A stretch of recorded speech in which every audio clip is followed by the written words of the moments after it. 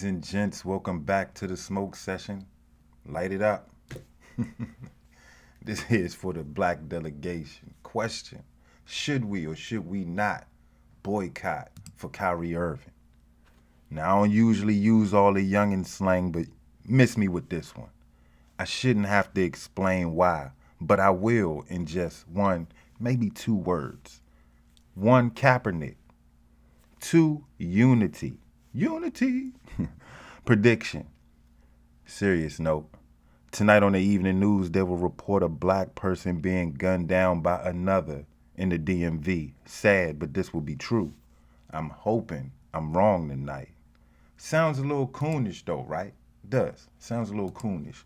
But I bet it does when there's action or thought without logic. Yeah, boycott does sound nice. But I'll pass on this one, black delegation. I will. I hoop. And I love hooping. Dr. James Naismith was a Canadian American. He was not black, so should I stop hooping? A boycott does sound nice, but for the black delegation these days, doesn't last for but maybe a few days, i.e. Gucci. I seen how we handled the NFL for Colin. Nope. No can do. I'm good. You won't catch me wasting my time ever again for no boycott. Again. Remember Gucci? You take y'all to I take y'all to the articles. Gotta give y'all the facts and frame this thing for y'all so y'all can understand where I'm coming from. This is out of inews.co.uk.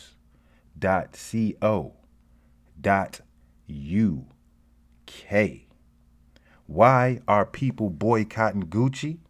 The blackface sweater controversy and boycott. Explain. This is 50. I got to get rid of all the Gucci I have at home. I'm not supporting that brand anymore, 50 Cent said while burning his Gucci clothes. And I know if y'all follow him on IG, y'all caught that. It's in 2019. A number of celebrities have publicly condemned luxury fashion brand Gucci following the backlash of the blackface sweater controversy and have vowed to boycott it as a result. The Italian brand faced backlash last week in 2019 on that date. Photos of its $890 balaclava if that's the name, goddamn. The balaclava jumper. It was criticized for heavily resembling blackface. Clearly looks like blackface to me. The black jumper featured a cutout mouth and large red lips. Wonder where they got that idea from. We consider diversity to be a fundamental value to be fully upheld, respected, and at the forefront of every decision we make, the company said in a statement. We are fully committed to increasing diversity throughout our organization and turning this incident into a powerful learning moment for the Gucci team and beyond. So my only question in this situation is you apologizing for this now, but you ain't see this one coming? Like nobody in your team said, hey, bruh, approving this might be a bad idea. Let's just put this in the archives as an L. We wasted a lot of thread on this one. No one? Nobody? And that was a tweet. That was their apology. So they apologized to the employees as well.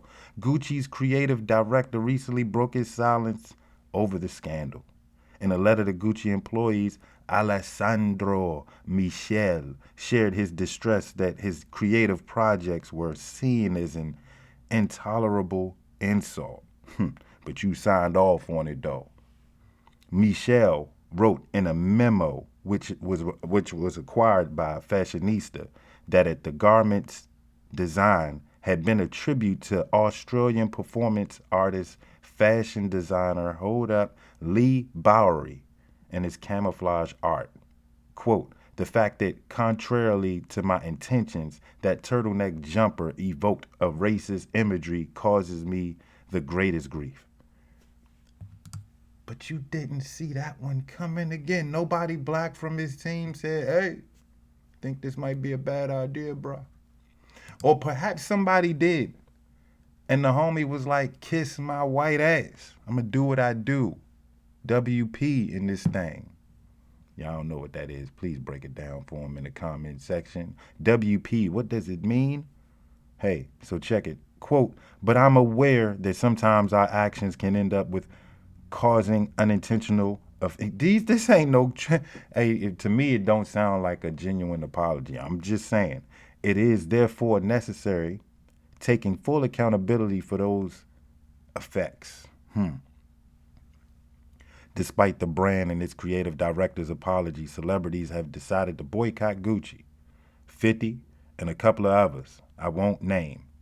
But yeah, so if y'all ain't catch that one, 50 burnt the Gucci clothes online. T.I. also spoke bad about it. Spike Lee also spoke bad about it. My question is, in 2022, how's that boycott going? I know I asked this plenty of times throughout the 2 or 3 years we've been covering this. Crickets. Moving forward. Hey, I don't know if y'all caught this, but I caught it doing the research on this topic here. Future. I don't know if anybody caught that because I ain't really see anything on my thread either about Future. But Future had some kind words about Gucci. And when I mean kind, I mean coon kind. Peep it. This is out of the griot. That's my money. Future explains why he refuses to boycott Gucci. Refuses, folks. Listen now. Future can't be bothered by boycotting Gucci after the brand's blackface sweater controversy. That's what they call it. Blackface sweater controversy. Quote, man, I bought Gucci before it got canceled, so I'm still going to wear it because that's my money, he said during an interview with the Streets 94.5 team in Atlanta, Complex reports. If you going to give my money back, then we can talk because I'm a businessman, he explained. So you can buy my clothes back if you want me not to wear them, but you can't tell me not to. I don't feel like they did anything out of ill intentions. Yeah, so y'all know about the $890 Gucci sweater that this whole thing caused a huge uproar in the black community. But it's the attitude of probably most of the black of America that has Gucci.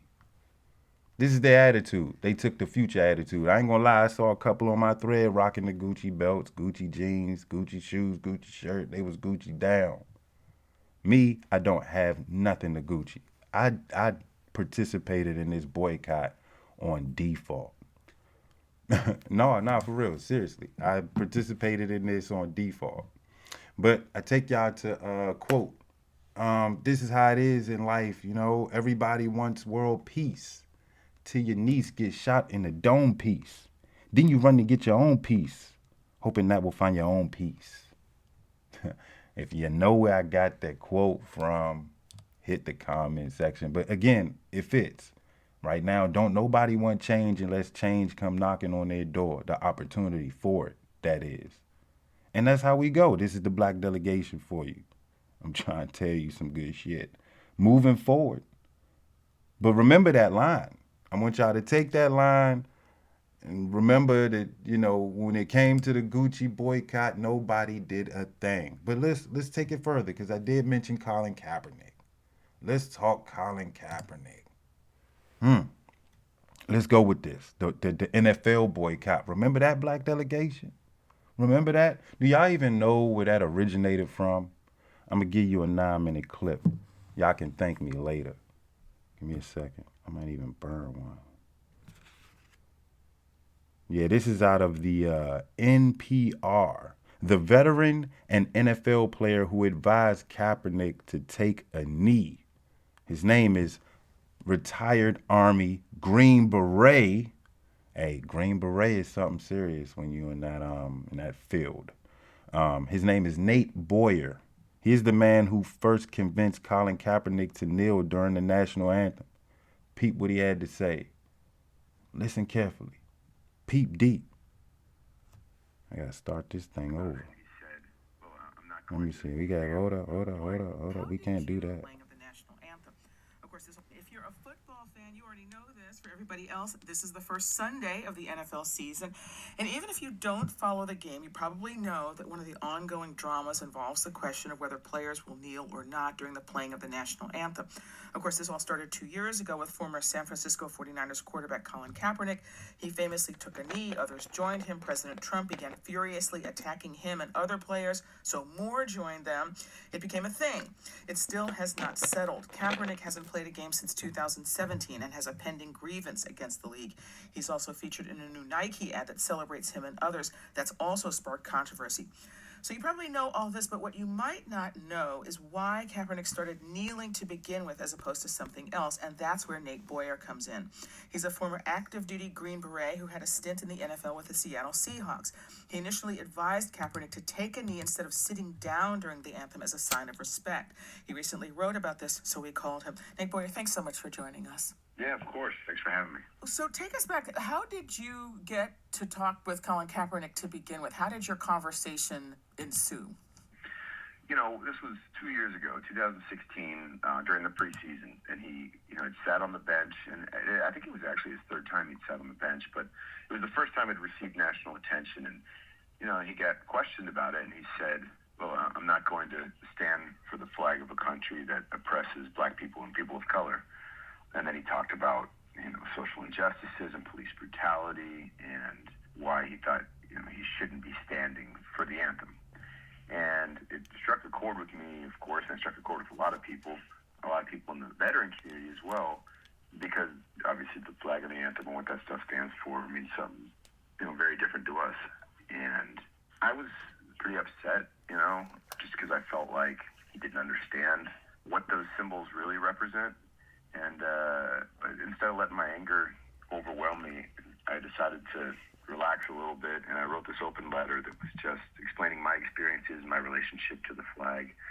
And Colin actually reached out, said he wanted to meet with me, and we sat in the lobby of the team hotel, discussed our situation, our different opinions and feelings about all this, and I suggested him taking a knee instead of sitting, even though I wanted him to stand and he wanted to sit. And it was like this compromise that we sort of came to, and that's where the kneeling began.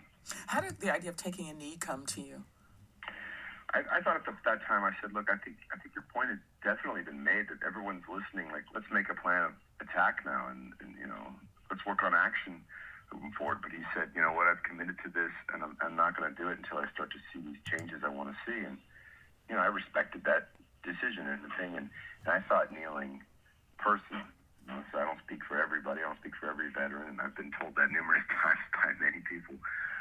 But I thought kneeling was more respectful, and I will say that being alongside his teammates was the biggest thing for me. And people, in my opinions and in my experience, kneeling's never been in our history really seen as a disrespectful act. I mean, people kneel when they get knighted. You kneel to propose to your wife, and you take a knee to pray, and soldiers often take a knee in front of a fallen brother's grave to pay respects. So I thought, if anything, besides standing, that was the most respectful, but of course, that's just my opinion. Sure. And others obviously disagree. Are you surprised, or I'm just interested in how you react to the fact that this has continued to be such a, I don't know what word to use, lightning rod, that it seems to spark such a furious reaction in some quarters? Right. I'm not surprised, just because of where we are as a nation. I mean, we've become increasingly divided over the last decade, more than I remember in my whole lifetime.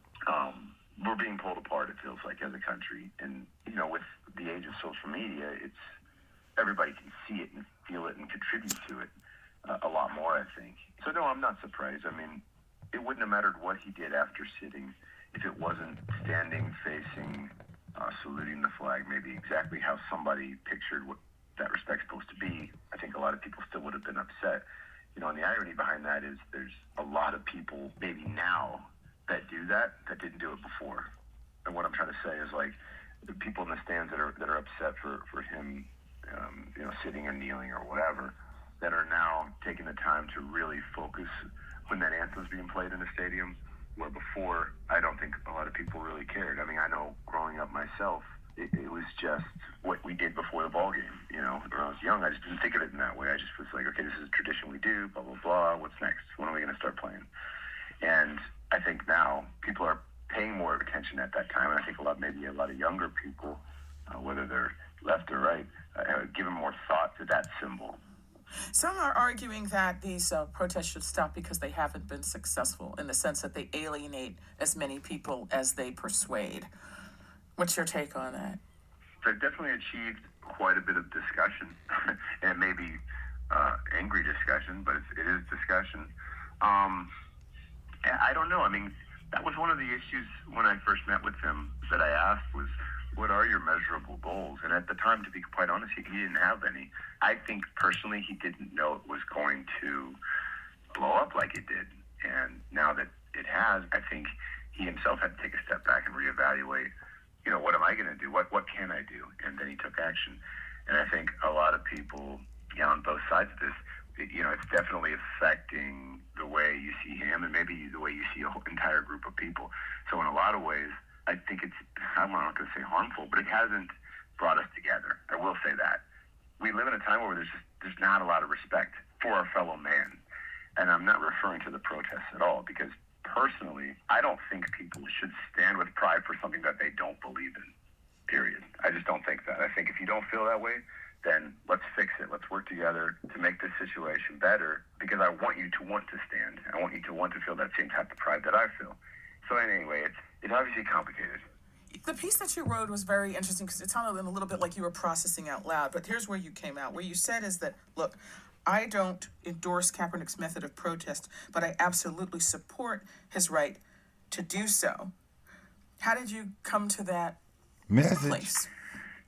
Well, I've kind of felt like that since the beginning of this whole thing, is that I don't necessarily agree with him, but what I fought for, what we all fought for, whether we like it or not, we can say we don't like it all day, but we took an oath to defend the Constitution, and I fought to defend our rights, which obviously include the First Amendment, which is free speech. Now, I don't have to agree with or even like what people do sometimes, but I have defended the right of someone to stand right in front of my face and burn an American flag, and call me a baby killer or call me whatever they want. I still fought for that.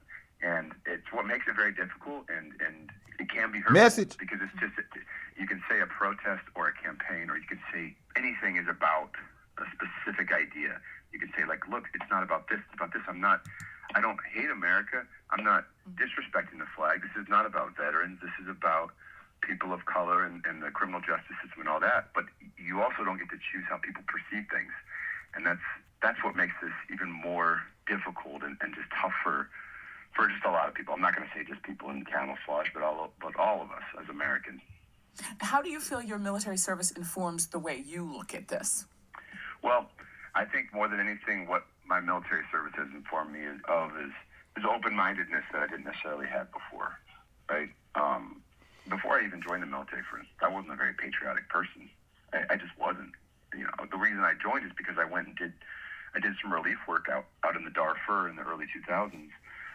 So I was in Chad and Sudan and at these refugee camps, and talk about oppression, and for that to spark this idea or this patriotism in me to want to go fight for these people, to fight for those that can't fight for themselves.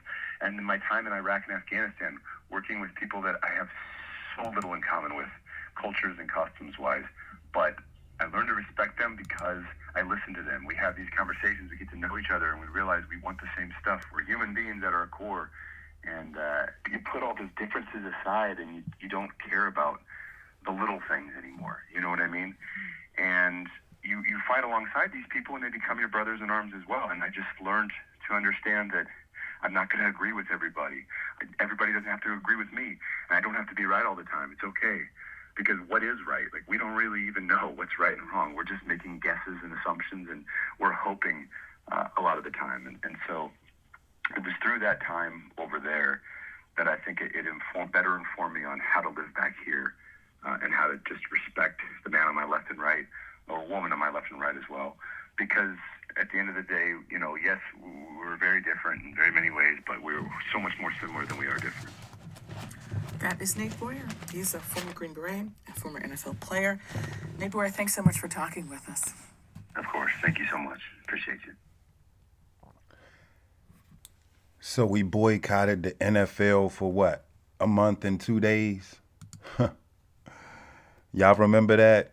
I remember it because he was kicked out of the NFL. I want to say what, mid-season, and then there was the off season, and then came the boycott idea. Everybody was like, "All right, if he don't play, then we ain't watching the games no more." I was with it.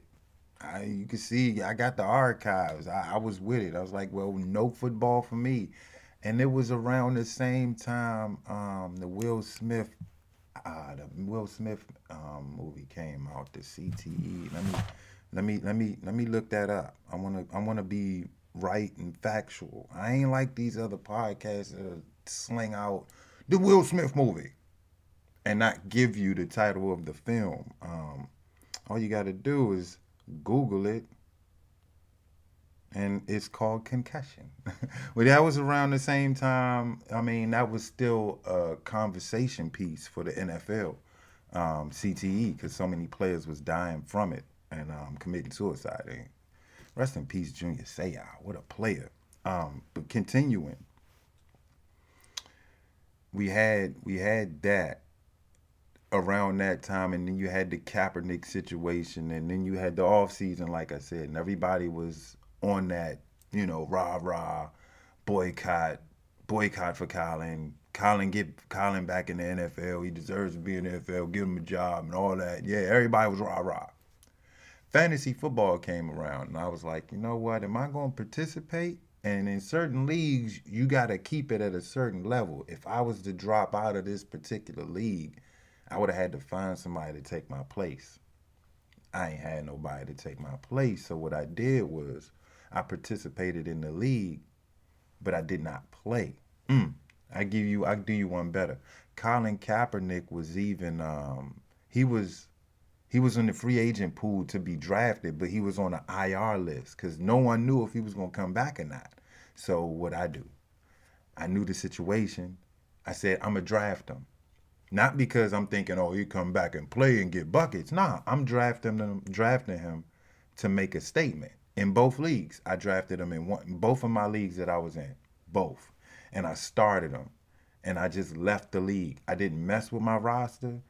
Kaepernick was the starting QB in my roster, and I just let my roster go. I think I maybe won one or two games out that whole season and did not care.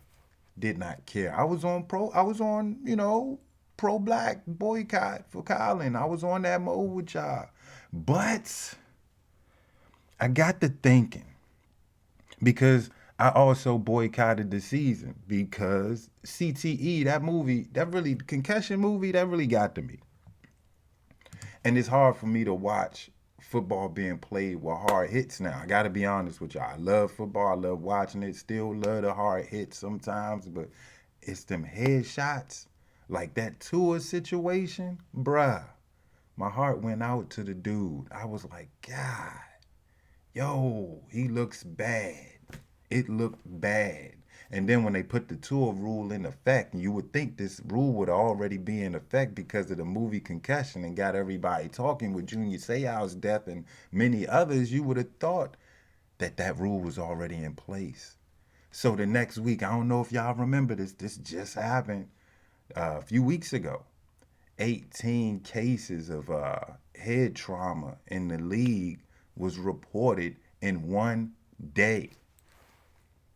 Tell me the NFL don't have a problem with CTE. Hey, all the players that's playing now, you on your own with that. So risk and reward. It's a reason why they getting millions of dollars. Moving along. Let me getting off track now, Kool. Shit. Let's continue. But yeah, I got to thinking. Since everybody was participating in the league, watching the games, I thought we was boycotting. But everybody was watching the games. They had their team colors on. They had the jerseys and hats and shirts and all that good shit. They was rocking. They was rocking. Meanwhile, Colin was like, "What's good? Can I play?" And the NFL was like, "No, you can't." And I got to thinking, we don't stick to anything we do we? Yeah, Gucci, NFL, Old Navy, NBA, Squirrel, etc., etc. Shouldn't we boycott Amazon for playing the film we back on this. Let's stay focused now. We back on this. Boycotting for Kyrie. So shouldn't we boycott Amazon for even playing the film or having the film in their listing? Because I ain't seen it yet. I'ma watch it right after this recording. And I might even do can you do a review on this? You know, YouTube might strike you down for even saying that you looked at this junk. Boycotting for Kyrie. Should we? Again, we don't stick to anything. So, look, we could boycott Amazon. We should boycott Amazon, but I don't think y'all want to. You know why? Because rumor had it, he's going to buy the Washington Commanders. Majority of the fanhood in that area is what? Black delegation. It would be nice to have a black owner, though. Byron Allen. Byron Allen. Byron Allen. But again, he about to buy the Commanders, so does he get like a pass or something for even having the film still on the listing? Is he going to exercise his amendment rights to do whatever he want on his platform? We talking Jeff Bezos. I ain't know if I even threw that out there. We talking Jeff Bezos buying the Washington Commanders, partnered up with Mr. Sean Carter. I don't know if y'all read that or heard that, but I'm just throwing that out there. Allegedly, this is going down. Maybe. Because Snyder is putting the team up for sale. God damn, thank you.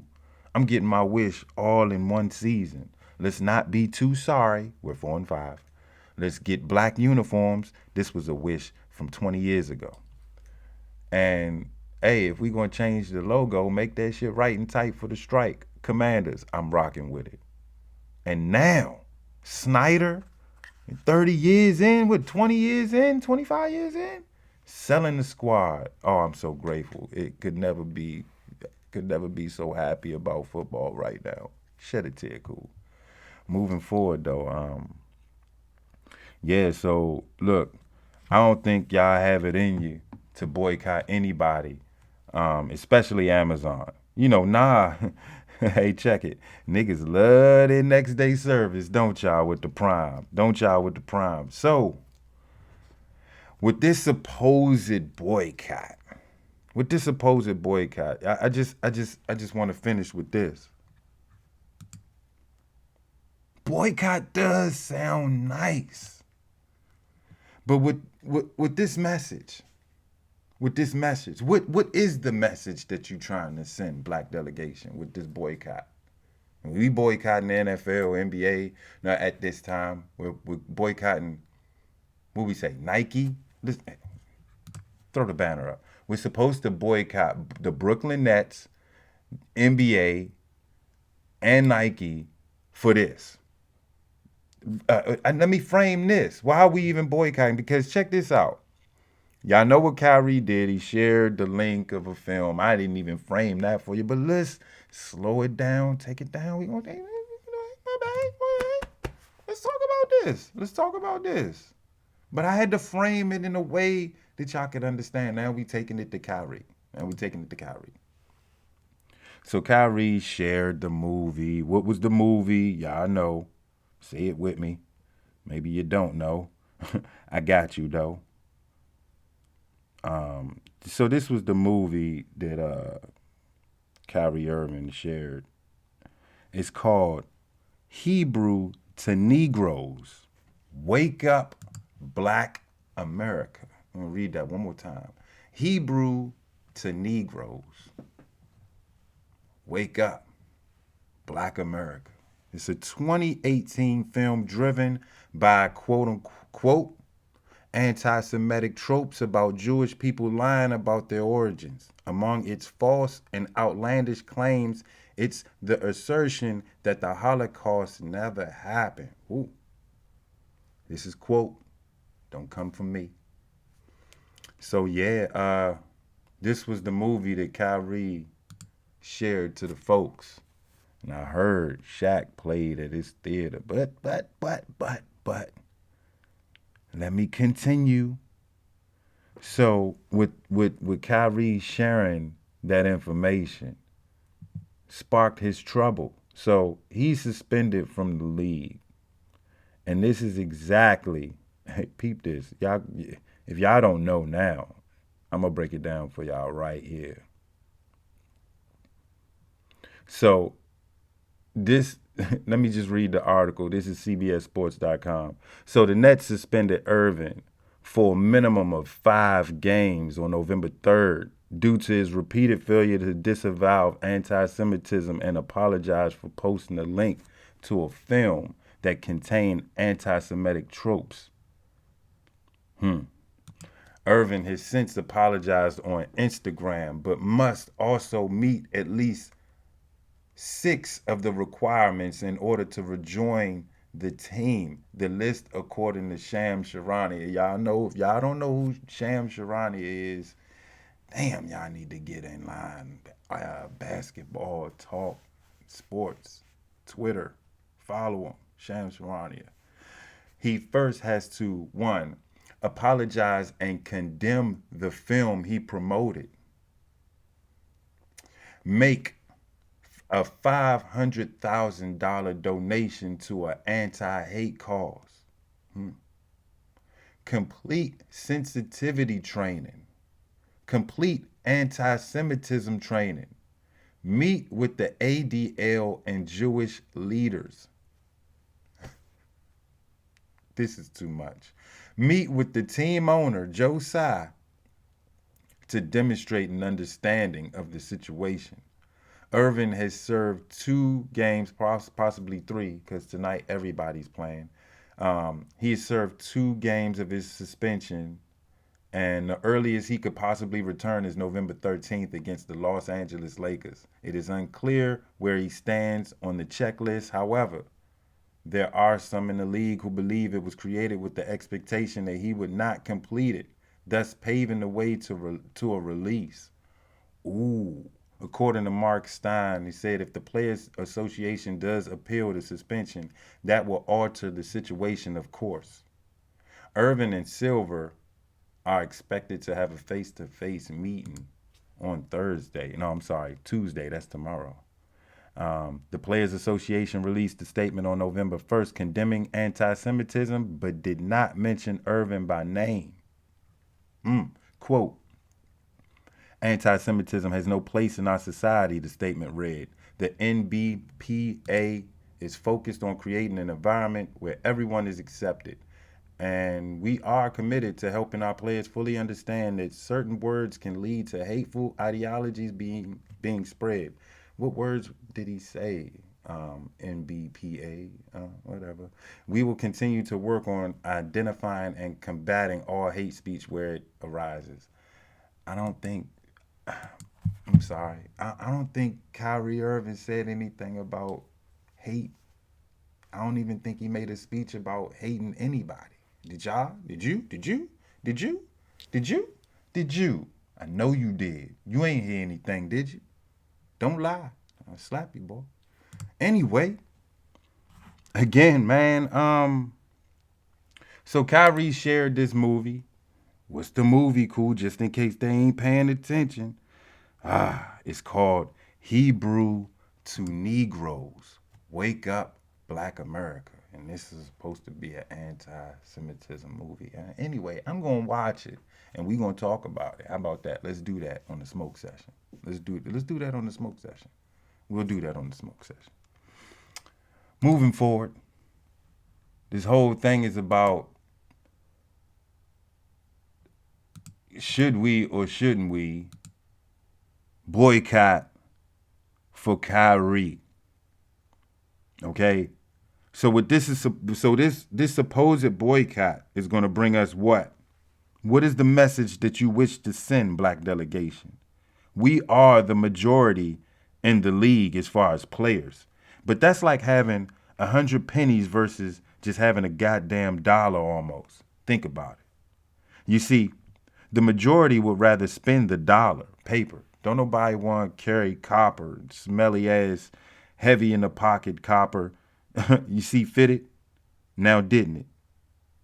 I don't know if y'all keep that. Hey, let me run it back for you. You see, the majority would rather spend the dollar Not the smelly, heavy in the pocket copper, see fitted, now didn't it? The dollar in this equation is the ownership. You play, you watch, you're entertained. You don't own a goddamn thing. Your protests will forever be null and void unless you come together. I said it before, we ain't got a lot of Martins and Malcolms out here no more. They don't build Huey Newtons out here. We ain't got that. Angela Davis, nah, we don't have hers. It ain't like when they died, so did the opportunity of, in my opinion, the opportunity of unification and changing things. It's been, 40, 50 years since Martin and Malcolm and shit. 40, 50 years. Still, no change.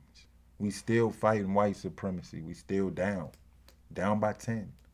I don't even know if we in the fourth quarter, but I know we down 10. No timeouts left. They're gone. We used them all. They were assassinated. I'm just breaking it down a little bit. So like I said, so y'all can have this temporary boycott if you want. I'm gonna sit this one out.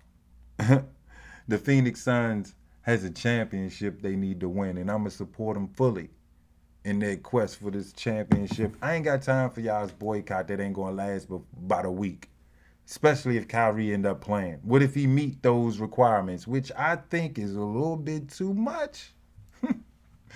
And I agree. I think it's set up for him not to even complete it. Like, who's gonna call up all the Jewish leaders and say, "Hey, meet with Kyrie"? Do those Jewish leaders want to meet with Kyrie? Think about it. Do they? Do they want to bother? I doubt it. So, damn, man. How do we finish this? Will you support in the boycott of Mr. Kyrie Irving? I have to ask the black delegation. I suggest, man, in 2022, don't be swayed by armchair activists, celebrities, ACAs is what I call them, thinking that a whack boycott will fix this whole thing, because it won't. Because it's really time to, when it's really time to structure and organize, a lot of your black celebrities are doing this. And that will not solve anything. It won't solve anything. So, Kyrie just joins a long list of celebrities that got ass whooped by their Jewish masters. Y'all can go down the list if you want to. Unless we unite, this will be the result you'll receive going up against the powers that be without unity. Listen, peep deep, observe, and take heed. We out.